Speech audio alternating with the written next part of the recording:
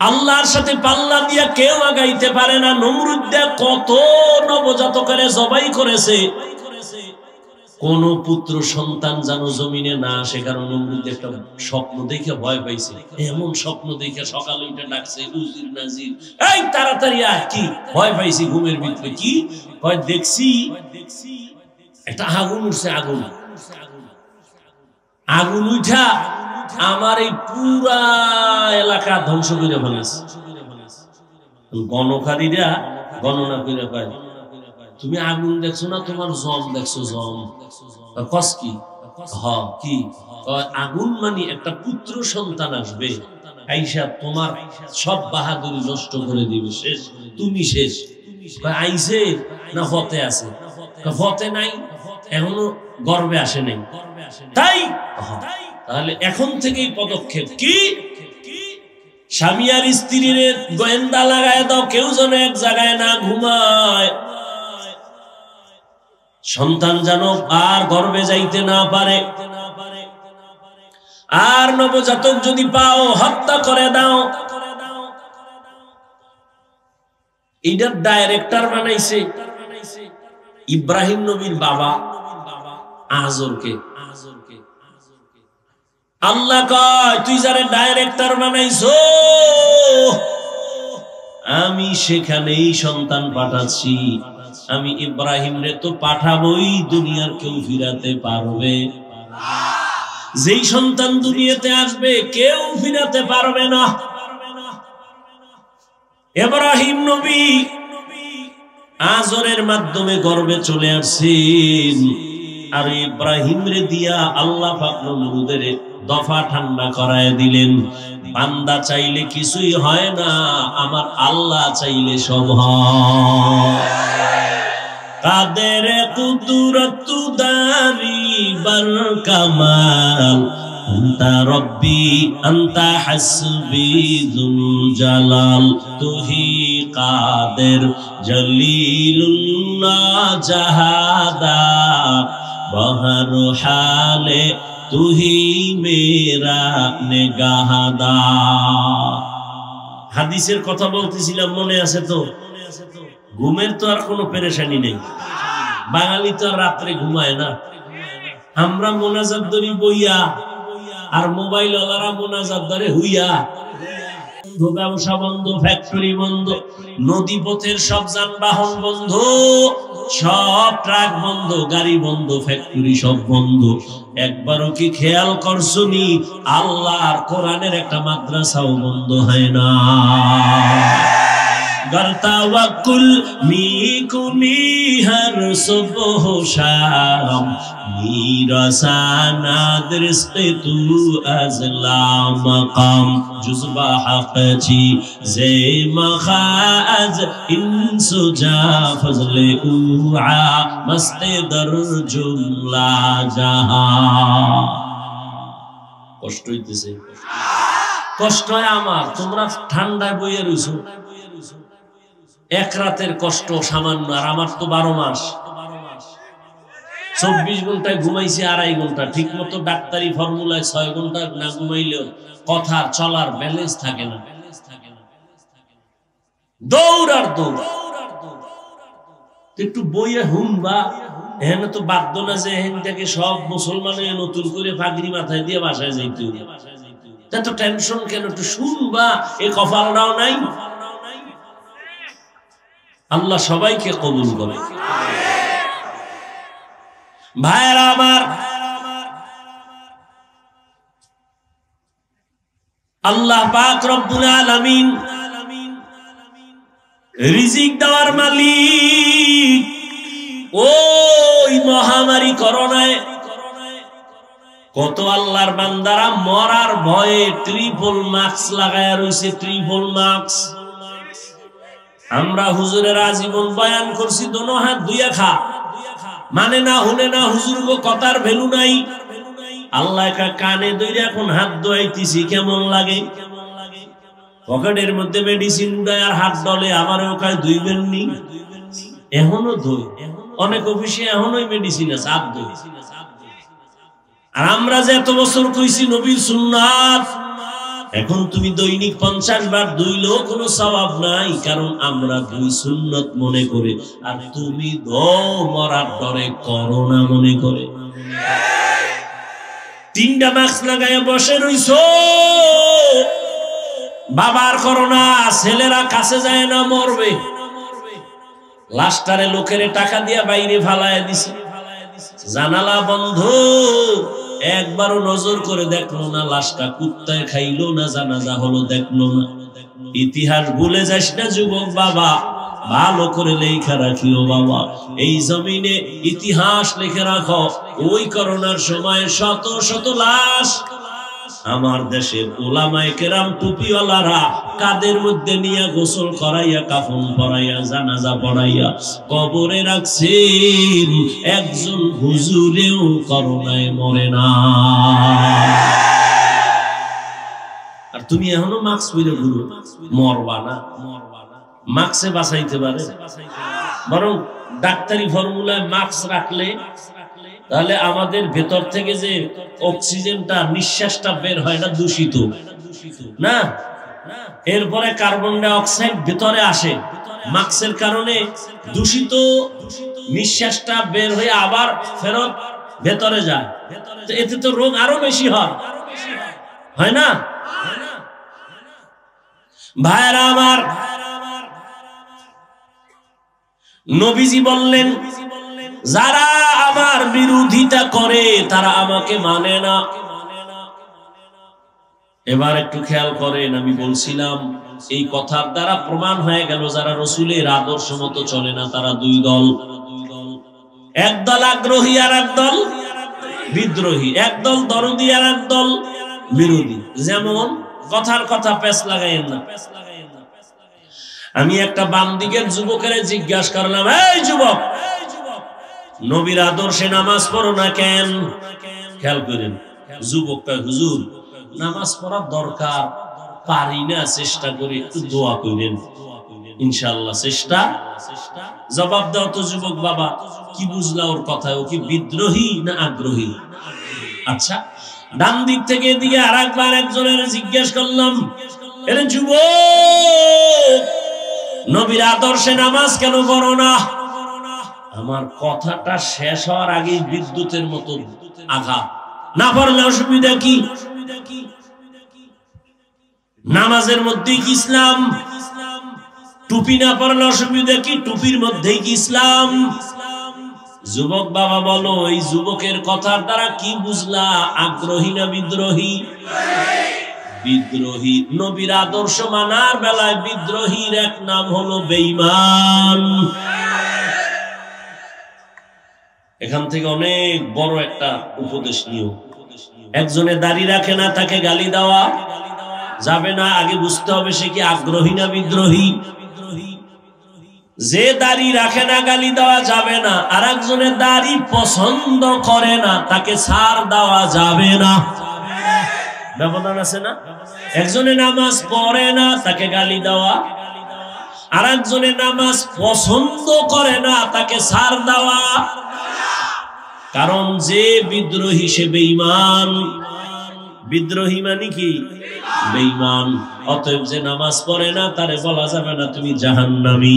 কারণ আগে বুঝতে হবে যেই লোকটা আগ্রহী না বিদ্রোহী। আগ্রহী হলে মুমিন হেদায়াতের দরজা পাবে, আর বিদ্রোহীর কপালে হেদায়াত আসবে না। হাদিস নিয়ে কিছু কথা বললাম, শেষ। এবার আল-আসরের সূরা নিয়ে কিছু কথা। ধৈর্য হবে তো ইনশাআল্লাহ। এখান থেকে বের হইলেই কিন্তু গুনাহ স্টার্ট হয়ে যায়। চোখের গুনাহ, কানের গুনাহ, সব গুনাহ স্টার্ট হবে। আর এখানে যতক্ষণ আছেন অনবরত আমলনামায় সওয়াব লেখা হবে। আল্লাহ সবাইকে কবুল করে। এ আমার কলিজার যুবক বাবারা, বিদ্যু বাবাজিরা, পর্দার আড়ালের মা বোনেরা, আল্লাহ পাক ওয়াল আসরি সূরাটার শুরুতে শাফাত করলেন, আসরের শাফাত। আল্লাহ শাফাত কেন করছেন? কোরআনের আরো অনেক জায়গায় আল্লাহ কসম করলেন। আমরাও মাঝে মাঝে কসম করি। কেন? বললাম ভাই আমার কথাটা এমনই, আপনি বললেন মানি না, বললাম কসম, হ্যাঁ মানি। তার মানে আমরা যে কসম করি সন্দেহ দূর করার জন্য। এখন কি বলবেন, আল্লাহর কোরআনে কোনো সন্দেহ আছে? তাহলে আল্লাহ কেন কসম খাইলেন? শুধু এখানে না, অনেক জায়গায় অত্তিন ওয়াজ্জাইতুন ওয়াতুরি সিনিন ওয়া হাযাল বালাদিল আমিন ওয়াস-সামাই যাতিল বুরুজ ওয়াল ইয়াউমিল মাওউদ ওয়া শাহিদিন ওয়া মাশহুদ ওয়াদ-দুহা ওয়াল-লাইলি ইযা সাজা মা ওয়াদ্দা'আকা রাব্বুকা ওয়া মা ক্বালা ওয়াশ-শামসি ওয়া-দুহাহা ওয়াল-কমারি ইযা তালাহা ওয়ান-নাহারি ইযা জাল্লাহা ওয়াল-লাইলি ইযা ইয়াগশাহা লা উকসিমু বিয়াউমিল কিয়ামা ওয়া লা উকসিমু বিন-নাফসিল লাওয়ামা।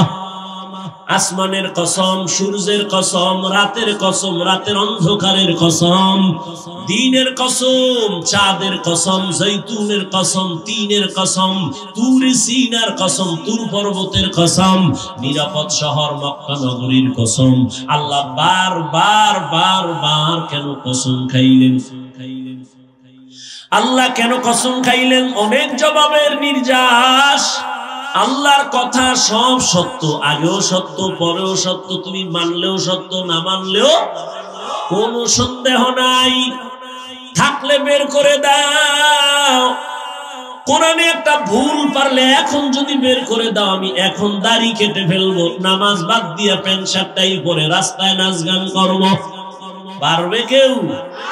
১৫০০ বছর পর্যন্ত কেউ পারে নাই, কিয়ামত পর্যন্ত কেউ পারবেও।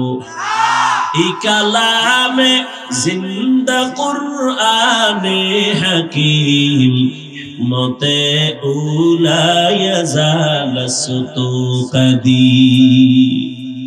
আল্লাহর কালামে সন্দেহ নাই তো কসম করলেন কেন?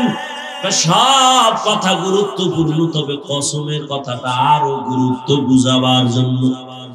দ্বিতীয় জবাব, কসম যেই জিনিসের উপরে আল্লাহ করছেন ওই জিনিসটা বড় দামি বুঝাবার জন্য। যেমন আসরের কসম খাইলেন, আসর বড় দামি একটা সম্পদ। তিনের কসম খাইলেন, তিন একটা দামি ফল। জৈতুন তেল একটা দামি, মক্কা নগরী দামি একটা ঘর। এজন্য আল্লাহ মক্কার কসম করেছেন। আসরও একটা দামি সম্পদ, এই জন্য আসরের শপথ করলেন। আর কসম খাইয়া সামনে যে কথা বলবেন, এ কথাগুলো বড় দামি কথা। কি বলতেছেন কসম খাইয়া? কসম খাওয়ার দ্বারা কথার গুরুত্ব কমছে না বাড়ছে? দেখেন, খুব খেয়াল করেন, কসমের দ্বারাই তো গুরুত্ব বেড়ে গেল। আবার আল্লাহ তাকিদ দিয়া কয় ইন্না, নিশ্চয়ই, আল ইনসান, আল ইনসান আলিফ লাম ইস্তিগরাকি, দুনিয়ার সব মানুষ। আবার লাম তাকিদ লাফি খুসর, অবশ্যই জাহান্নামী, ক্ষতিগ্রস্ত, ধ্বংস। দেখেন, একটা কথা বলছে মানুষ সব ক্ষতিগ্রস্ত, এইটা বলার আগে খাইলেন কসম, আবার দুইটা তাকিদ দিলেন, নিশ্চয়ই, অবশ্যই। তাহলে কথাটার গুরুত্ব কম না বেশি? অনেক বেশি। এবার বাড়ি যাও। কেন? আল্লাহ কসম খাইয়া দুইটা তাকিদ দিয়া কয় মানুষ জাহান্নামী, তো অসুইনা লাভ কি? নামাজ পড়ে লাভ কি? আল্লাহ কসম খাইয়া কইছে সব মানুষ জাহান্নামে যাবে। আল-আসর সূরার অর্থই তো এটা, ইন্নাল ইনসানা লাফি খুসর, সব মানুষ জাহান্নামে যাবে। কসম, আসরের কসম, অবশ্যই, নিশ্চয়ই। তাহলে আর অজুইনা লাভ আছে? না রে পাগলা, আমি কিন্তু নামের ব্রেক লাগাই দিছি। কিন্তু সব মানুষ জাহান্নামে যাবে, কসম খায় বললাম সব মানুষ জাহান্নামে যাবে, অবশ্যই, নিশ্চয়ই। কিন্তু 4 গুণওয়ালা মানুষ জাহান্নামে যাবে না। কিন্তু আছে না নাই? কিন্তু না শুইনা বাসায় গিয়া ফেস লাগাইয়া ফেলাইলে উপায় কি? এক হুজুরে ওয়াজ করতেছে, গরু দিয়া কোরবানি জায়েজ নাই। কিন্তু হনে না হে ওই রাস্তা দিয়ে যাইতে যাইতে যাইতে অমুক ইমামে হজ করছে গরু দিয়ে কোরবানি জায়েজ নেই, কোন গরু এটা আর হনে নাই। পাগল আস্তা পাগল, কয় ভাই দাওয়াত, কয় আলহামদুলিল্লাহ, কয় আমনের বাড়ি, কয় নওজুবিল্লাহ।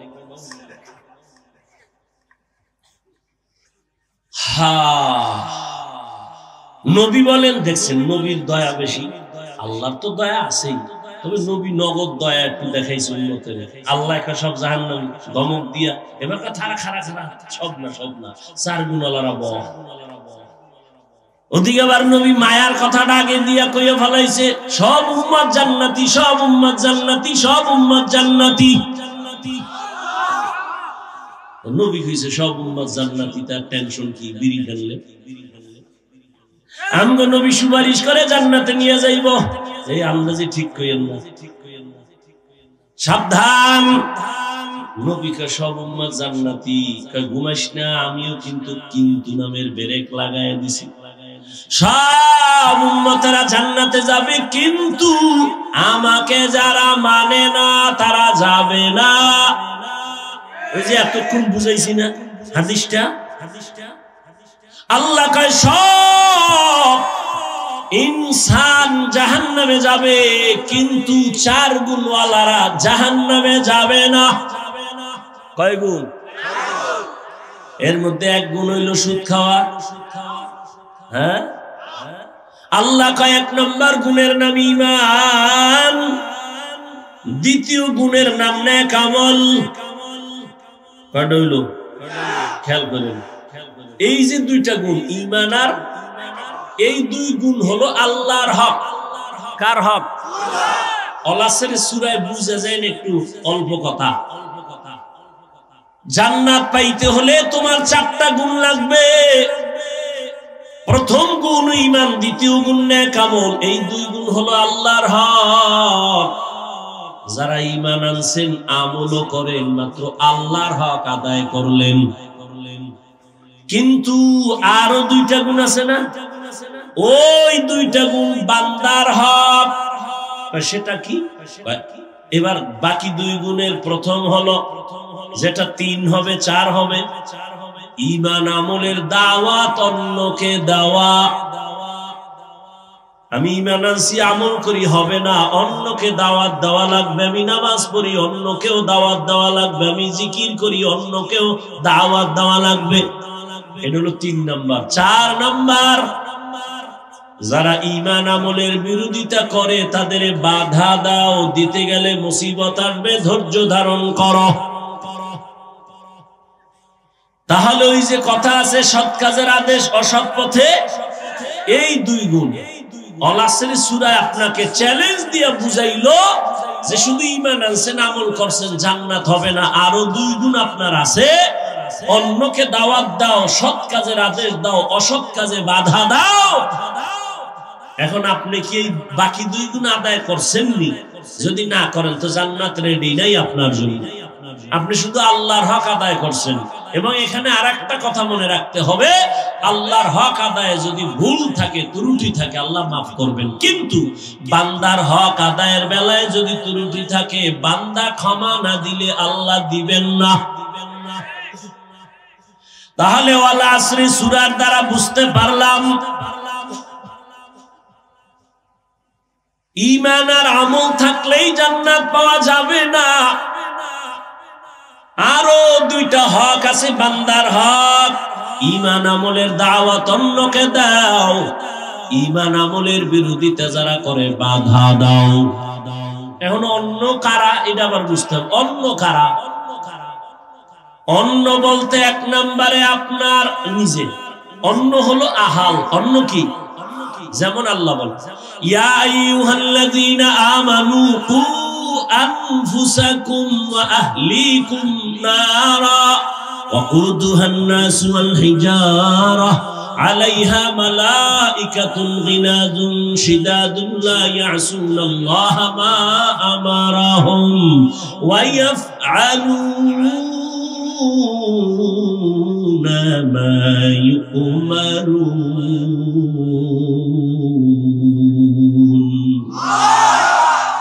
আল্লাহ বলেন ও মুমিন নিজেকে জাহান্নামের আগুন থেকে বাঁচাও, তোমার আহালকে বাঁচাও।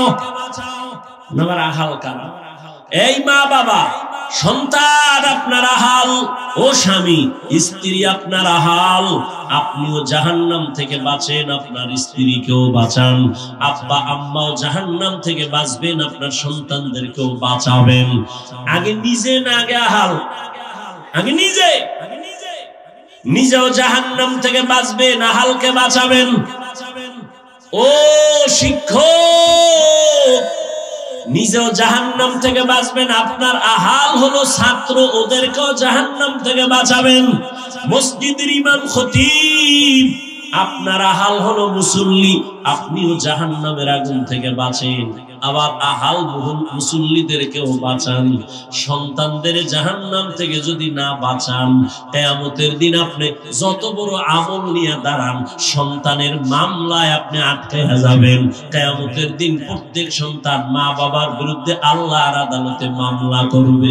কোরআনের আয়াত সূরা আহজাব ৬৭ নম্বর আয়াত, আল্লাহ বলবে এই যুবক, নামাজ পড়ছো পড়ি নাই, রোজা রাখছো রাখি নাই কেন? এবার সন্তান মামলা পেশ করে, রব্বানা ইন্না আতা'না সাদাতানা ওয়া কুবারানা ফাআদাল্লুনাস সাবিলা। ও আল্লাহ, আমি বেনামাজি হই নাই, আমার মা বাবা বেনামাজি বানাইছে। আমি রোজা রাখার থেকে ফিরি নাই, আমার মা বাবা কোনোদিন আমারে নামাজ পড়তে বলে নাই। আরে ফজরের নামাজ, গাছ ভালো হলে ফল ভালো। জীবনে আমার আব্বা জীবনে এই অল্প বয়সের মধ্যে দুনিয়াতে আসার থেকে কোনোদিন আমার আব্বা ফুল প্যান্ট দূরের কথা হাফ প্যান্টও পরেন নাই। ল্যাংটার জীবন যাওয়ার পরে পায়জামা পরেছি, লুঙ্গি পরেছি। নামাজ না পড়লে ওই বেলার খানা আমার বন্ধ। মা খানা দিতে গেলে মাকে ধমকায়া প্লেট ছড়াই দিতেন না খানা। আমার বাবাই বলতেন জান্নাতের পথে চালাবো, থাকলে থাক, না হয় অন্যদিকে যা, তোর মতো ছেলে আমার দরকার নাই। কারণ কিয়ামতের দিন ছেলের কারণে আমি জাহান্নামে যাব, এটা হবে না।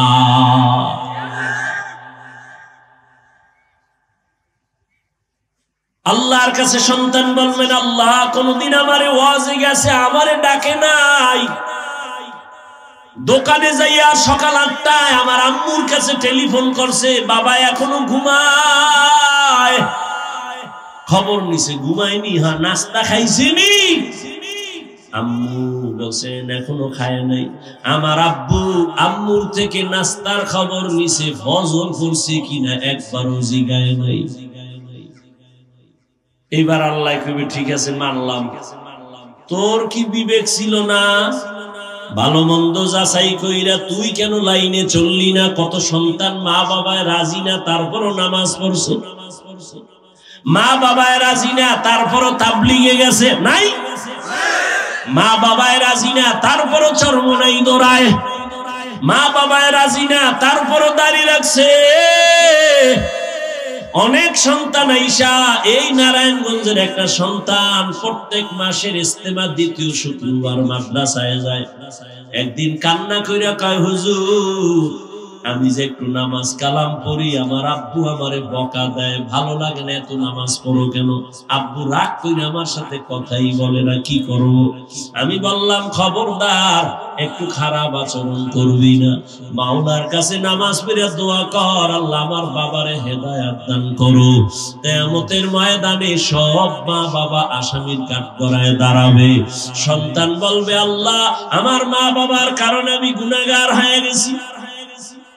আমার মা বাবাই তো আমার মোবাইল কিনা দিছে, আমার মা বাবা এমবি ভরার টাকা দিছে, আমার মা বাবা কোনোদিন আমারে বসাইয়া বুঝায় নাই। আমার মা বাবাই তো আমার বিয়ার সময় যৌতুক খাইছে, আমার মা বাবাই পাগল হয়ে গেছে যৌতুকের জন্য। ও আল্লাহ আমার দোষ কি? কাহা তোর বিবেক দিয়ে সঠিক পথে কেন চললি না?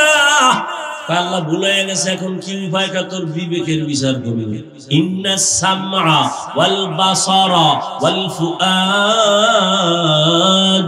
কুল্লু উলাইকা কানা আনহু মাসউলা। বিবেকের বিচার হবে। এবার সন্তান একটা আবদার করবে, কোরআনের কথা। ও ভাই, আমাগো এত পাওয়ার কেন?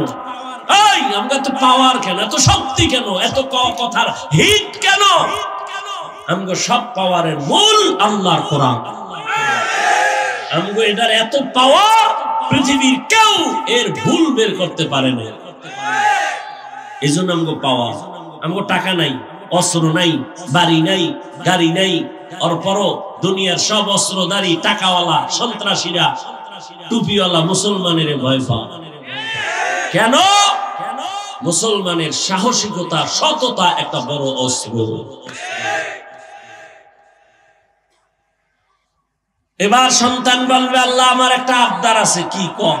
এবার কোরআনের আয়াত। সন্তান বলবে, রব্বানা আতিহিম যিফাইনি মিনাল আযাব ওয়ালআনহুম লা'নান কাবীরা। আল্লাহ, আমার বিবেকটারে একটু কাজে লাগাইলে হয়তো পারি নাই, তবে আব্বা আম্মার কারণে বেশি হয়েছে। এবার তুমি আমারে যদি শাস্তি দাও, আমার দাবি হইল আমারে যদি তুমি বেতের বাড়ি একটা দাও, আমার মা বাবারে ডবল দিতে হবে। কোরআনের আয়াত। আমারে যে শাস্তি দিবে তার ডবল শাস্তি আমার মা বাবাকে দাও। ও যুবক, কিন্তু খবরদার, মা বাবার সাথে কখনো খারাপ আচরণ করা যাবে না। নবী বলছেন, কাফেরও যদি বাবা মা হয় খারাপ আচরণ করা যাবে না। এই আল্লাহর বান্দা, কারণ আমাকে এই চেয়ার পর্যন্ত পৌঁছানোর ক্ষেত্রে আমার মা বাবার কি পরিমাণ ঘাম ঝরলো, কত না খাইয়া থাকলো। আমার আম্মা মা আমারে গর্বে নিয়া কত রাত ঘুমাইতে পারে নাই, কত রাত্র খানাও খাইতে পারে নাই। আমার নিয়ে জীবনটা কাটায় দিল মা বাবা। আমার বাবা মানুষের কত বকা শুইনা কামাই রুজি কইরা নিজে খায় না, সন্তানের খাওয়ানোর জন্য পাগল। কত বাবারা ঘর থেকে বের হইয়া মানুষের সাথে তর্ক বিতর্ক কইরা কামাই কইরা বাসায় যায়। ওরে বাবা, কত গালি শুনে, কত মানুষের সাথে ঝগড়া করিয়া কামাই করে, নিজের জন্য কিছু করে না, স্ত্রীর মুখে হাসি ফুটানোর জন্য আর সন্তানের জীবন বাঁচানোর জন্য এত কষ্ট করে বাবা। ওই বাবার সাথে খারাপ আচরণ করা জায়েজ নাই। মা তোমাকে আমাকে নিয়ে যে কষ্ট করেছেন, গর্ভ ধারণ করেছেন, আমার আম্মা জানের কণ্ঠের আওয়াজ ভিন্ন ঘরের ওয়ালারা শুনে না, পাশের ঘরওয়ালারাও শুনে না। কিন্তু আমার আম্মা আমারে গর্বে নিয়ে যেদিন আমি দুনিয়াতে আসবো, প্রসব বেদনায় আমার আম্মা এত চিল্লাইয়া কান্না করছেন, পাশের বাড়িওয়ালারাও ঘুমাইতে পারে নাই। আমার আম্মা বেকারার হয়ে কান্না করেছেন। আমার মা আমার বাবার হাত ধইরা দাবি ছাড়ায় বলছে, স্বামী তোমার ঘরে আইসা খেদমত করতে পারি নাই, সন্তানের প্রসব বেদনা সইতে পারি না, মরিয়া যাব, আমারে দাবি ছাইরা দিও, মাফ করিও। এমন কষ্ট যেই মা করেছেন, ওই মার কলিজায় যদি আঘাত দাও, আল্লাহর কসম মরার আগে পঙ্গু হইয়া বিছানায় পড়বি, চাকার তলে তোর মাথা ঢুকবে, তুই টের পাবি না কখন ঢুকছে। ওই মা বাবার সাথে বেয়াদবি করলে তোর জীবন দুনিয়াও বরবাদ, আখিরাতও বরবাদ। ওই মা বাবার চোখের পানি আর দোয়া ছাড়া এই চেয়ারে বসতে পারি নাই। ওই মা বাবার চোখের পানি আর দোয়া ছাড়া পরীক্ষায় পাস করতে পারো না রে বাবা। ওই মা বাবার চোখের পানি আর দোয়ায় আজ তুমি টাকার মালিক, তুমি বাড়ি গাড়ির মালিক, সম্মানের চেয়ারের মালিক। আজকে ওই মা বাবারে কে কোথায় রাইখা বন্ধু নিয়ে ঘুরো, বান্ধবী নিয়ে ঘুরো। এক বুড়া দাড়িওয়ালা মানুষ ঢাকার শহরে রিক্সা চালায়। অনেক আগে ও বুড়া কষ্ট হয় তার রিক্সা চালাইতে, তখন তোর অটো মেশিন ছিল না। পায়ে পেট্রোল দিয়া চালায়। ও বুড়া বাবা, আপনি রিক্সা চালান, আপনার কি ছেলে মেয়ে নাই? কাহা আছে? ছেলে কই? বুড়া একটা চিৎকার দিয়া গামছা চোখের সামনে নিয়ে কান্না শুরু করছে আর বলে, হুজুর, আমার ছেলেটা একটা মেয়ের সাথে লাইন কইরা বিয়া কইরা কোথায় যে গেল, আর আমাদের সাথে সম্পর্ক নাই, আমাদের আর খোঁজ খবর নেয় না। আল্লাহ দিছে একটা কন্যা, কপাল বুঝি খারাপ। ওই মেয়েটারে একটা গরিব জামাইয়ের কাছে দেওয়ার পর ওই জামাই আমার মেয়েটারে মারে যৌতুকের জন্য। আমার মেয়েটা মাসে মাসে আইসা ওর মায়ের কাছে জামাটা উঠায় কয়, মা তাকায় দেখো কত বেতের বাড়ির আঘাত। ওর মায়ের কান্না দেখে আমি সইতে না পাইরা জামাইরে 50,000 টাকা না দিলে নাকি আমার মেয়ে রাখবে না। আমি এই বুড়া বয়সে রিক্সা নিয়ে নামছি ঢাকার শহরে। আমার জামাই টাকা চাইছে, আমার মাইয়ার কান্না সইতে পারি না, এই জন্য রিক্সা নিয়ে ঢাকার শহরে কষ্ট করি। ও কপাল পোড়া বেঈমান, তোর মা খারাপ না তোর বাবা খারাপ? না হয় তুই তো এত খারাপ হইতে পারতি না। একটা দাড়িওয়ালা শ্বশুর শাশুড়ির কষ্ট দাও, তোর কপালে জীবনে শান্তি নেই রে বাবা। তুই মরবি, তাড়াতাড়ি মরবি না, কষ্ট পাইয়া ধুকে ধুকে মরবি। এমনিই তো যৌতুক হারাম, আল্লাহর আইনেও হারাম, দুনিয়ার আইনেও হারাম, দুনিয়ার সরকারের আইনও হারাম। আবার শ্বশুর শাশুড়ির চোখের পানি তোমার জন্য অভিশাপ, তোমার কপালে দুঃখ নেমে আসবে। ও আল্লাহর গোলাম, এমন সন্তান হইও না রে বাবা যে বরদোয়া নিয়ে তুমি অ্যাক্সিডেন্ট হয়ে রাস্তায় পড়ে থাকবা, লাশটা নেওয়ার কোনো মানুষ থাকবে না। ও যুবক বাবারা, এত বুঝাইতেছি তোমাদের, আমিও তো তোমার মতো একটা যুবক। আমি যে এতক্ষণ কষ্ট করে তোমাদের বয়ান করি, একবারও তো বলি নাই আমি 5 কল্লি মাথায় দিছি, তোমরাও যদি না দাও তোমরা ধ্বংস, একবারও বলি নাই। আমি কওমি মাদ্রাসার সন্তান, তোমরা স্কুল কলেজ বাদ দিয়া মাদ্রাসায় যাও, না হয় ধ্বংস, বলি নাই। আমি তাবলীগের সন্তান, আমি পীরের মুরিদ, তুমি যদি তাবলীগে না যাও, পীরের কাছে না যাও, গোমরাহ হয়ে যাবা, ধ্বংস হয়ে যাবা, একবারও কিন্তু বলি নাই। স্কুল ছাইরা মাথায় টুপি আর পাগড়ি লাগাও, আমগো মতো হুজুর হইয়া যাও, আর নামে সুনামের ইতিহাস লেখা হবে। তুমি যদি দোয়ানিয়া প্রফেসর হও, তোমার জীবনটা ধন্য, শুধু বাংলাদেশ না বিদেশেও তোমাকে সম্মানের সাথে নিয়ে যাবে। ও আল্লাহর বান্দা, এই রকম ডাক্তার যদি হতে চাও, তুমি একজন মা বাবার সুসন্তান হয়ে দোয়া নিও। মা বাবার বরদোয়া যদি নিয়ে, শিক্ষকের বরদোয়া নিয়ে যদি ডাক্তার হও, ডাক্তার হইয়াও তোর কপালে শান্তি নাই, তাসলিমার মতো জুতা খাইয়া পালানো লাগবে। আদর্শবান ডাক্তার হও, আদর্শবান ইঞ্জিনিয়ার হও, আদর্শবান একজন প্রফেসর হও, ব্যবসায়ী হও, চাকরিজীবী হও, মানুষের বরদোয়া নিও না রে যুবক। আল্লাহর মোহাব্বত নিয়া ডাক্তারি পড়লে কি জান্নাত পাওয়ার পথ নাই? আচ্ছা বলো তো, তুমি সত্য কথাটা বলো, তোমার মতো যুবক জীবনে মাদ্রাসায় পড়ে নাই, আলিফ বা তাও শিখে নাই, এমন যুবক স্কুল কলেজে পড়ে 5 বেলার নামাজ পড়ে আসেনি, বাস আর ওয়াজের দরকার নাই, এই ওয়াজ শেষ।